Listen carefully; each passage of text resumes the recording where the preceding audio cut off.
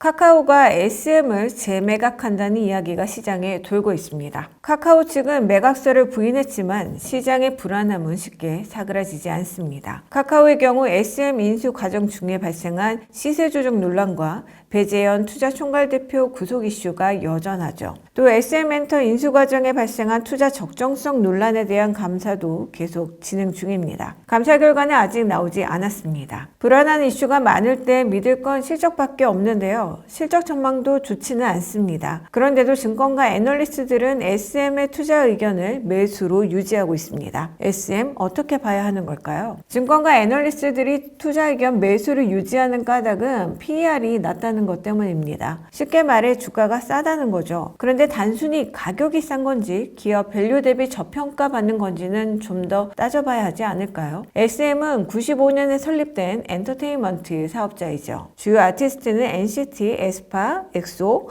레드벨벳 등이 있습니다. 설립자인 이수만과의 계약이 23년 종료되면서 SM은 3.0 시대를 맞이했는데요. 3.0 시대의 핵심으로 멀티 제작 센터를 활용한 영업 효율화를 전면에 내세우고 있습니다. 구체적으로 아티스트의 컴백 주기를 단축하고 신인 데뷔 빈도를 높이겠다는 전략입니다. 하지만 뜻대로 원활하게 비즈니스가 이루어지는 느낌은 아닙니다. 아티스트의 컴백 지연, 주요 아티스트 라인 팬덤 이탈, 한알령 지속에 따른 중국 활동 제한, 신사업 실패에 따른 기회비용 낭비 등이 주요 리스크로 계속 언급되는 상황이죠. 지난해 4분기 실적도 시장 컨센서스를 하회할 것으로 전망되고 있습니다. 그렇다면 증권가별 애널리스트 분석을 보겠습니다. 모두들 투자 의견 매수를 내세우고 있지만 내용을 보면 공감이 쉽지 않습니다. 삼성증권은 경영권 분쟁 이슈로 어수선한 23년을 보내고 24년 새로운 해를 준비하고 있다며 일단 투자 의견 매수를 제시하고 있습니다. 긍정적인 부분은 아티스트의 활동 증가입니다. 24년에 NCT 127, NCT 드림,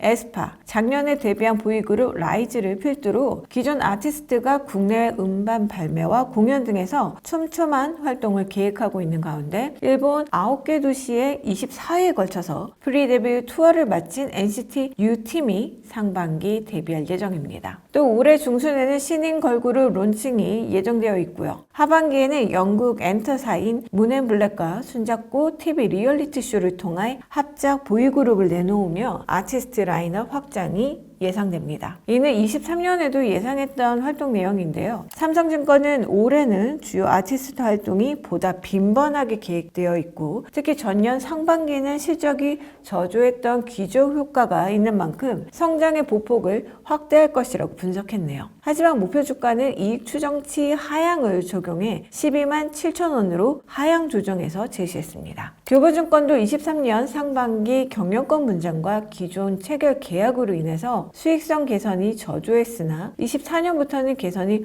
본격화될 것이라며 투자 의견 매수를 유지했습니다. 특히 2분기에 데뷔 예정인 영국 보이그룹에 주목했는데요. 영국 보이그룹의 경우 상반기 프로그램 촬영과 하반기 방영 후에 연내 앨범 발매까지 예상된다는 점에 점수를 주었습니다. 또 자회사 키이스트의 편성 작품 수도 23년 0편에서 24년 6편에서 한 7편으로 대폭 증가하면서 연결 자회사 수익성 개선에 기여할 것이라고 전망했습니다. 하지만 목표 주가는 13만 5천 원으로 하향 조정했습니다. 한국투자증권은 작년과 비교하면 올해는 마이너스보다는 플러스 효과가 크다고 분석했습니다. 플러스 요인은 NCT 드림, 에스파의 활동 증가, 그리고 라이즈, NCT 위시의 성장이고요. 마이너스 요인은 NCT 127과 엑소의 활동 감소라고 지적했습니다. 다만 라인업 개별 파워를 비교했을 때 플러스 효과가 마이너스 효과보다는 크다고 분석했습니다. 목표 주가는 타 증권사와 비교해서 상대적으로 높습니다. 하지만 이 또한 하향 조정한 가격인데요. 연간 음반 판매량을 소폭 조정을 하면서 영업이익 추정치를 낮추다 보니 목표 주가를 10% 하향 조정해 15만 원 제시했습니다. NH투자증권은 부정성 편향이 극대화된 상황이라며 투자 의견 매수를 유지했습니다. 영업 측면에서는 경쟁사의 아티스트의 초동 역성장에 따른 업황이 우려되고 비영업 측면에서는 최대 주주 관련 불확실성이 불거지면서 부정성 편향이 극대화된 상황이지만 우려는 주가에 대부분 선반영되었다고 판단했습니다. 당연히 투자 의견은 매수입니다. 하지만 이러한 우려 요인을 감안해서 목표 주가를 하향 조정하면서 긴 호흡으로 접근해 볼 만한 시기이며 긍정적 이벤트가 발생할 경우에 업사이드가 상당할 것이라고 전망했습니다. 목표 주가는 기존 14만 원에서 11% 하향해 12만 5천 원 제시했습니다. 결론은 주가의 상승을 주도할 만한 모멘텀은 강해 보이지 않습니다. 하지만 개별 기업의 실적이 저조하기 때문이라기보다는 눈에 띌 만한 호재가 없고 자체 경쟁력이 없다 보니 더욱 업황의 영향을 받아서 저평가 해소가 쉽지 않아 보입니다. 다시 말해 K컬처가 다시 한번 폭발적 주목을 받을 때 또 타 엔터주와 함께